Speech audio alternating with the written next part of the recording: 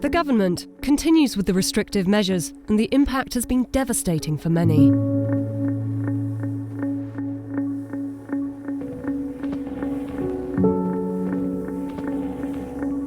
The Joint Committee on Human Rights is examining the impact of lockdown restrictions on human rights.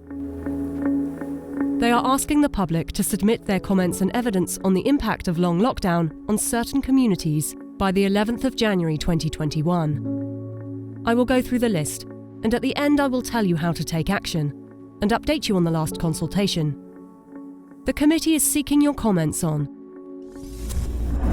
1. The impact of lockdown on university students. 2. The impact of lockdown on the freedom of religion and belief, and in particular on collective worship. 3. Care home and hospital visits.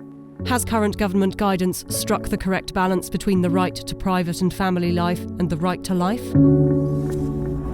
4. What have been the human rights impacts on family life and mental health? 5. Policing the lockdown. Is the use of fixed penalty notices for lockdown offences proportionate? 6. The right to protest. How have lockdown restrictions affected the right to protest? These are the topics they want to hear your comments on. Now I know what some of you are thinking. What is the point? On that note, I would like to update you on the last campaign we started to promote and collect comments for the changes to human medicine regulations to support the role of COVID vaccines back in August. The Alliance for Natural Health International also started a similar campaign. Check them out, they're doing important work on this topic. Recently, they submitted a Freedom of Information request to the DHSC to find out the number of responders for the consultations.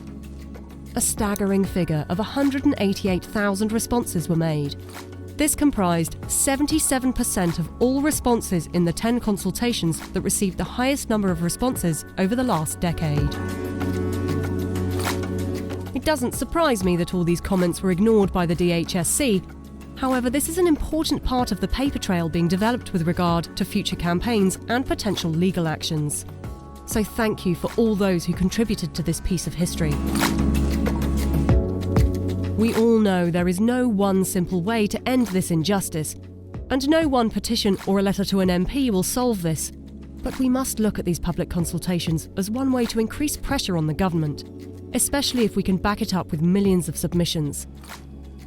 Politics feed on popularity. Secondly, it's important to register the comments and evidence for the records of history, and also as evidence for future legal actions taken. Back to the current consultation. You can either go directly to the Gov site and register your comments. We will add the link to the description and to our site.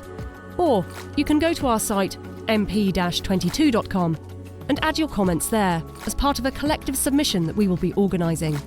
And we will also keep you updated with the progress. They are ignoring us because we are not loud enough. Don't be too quiet.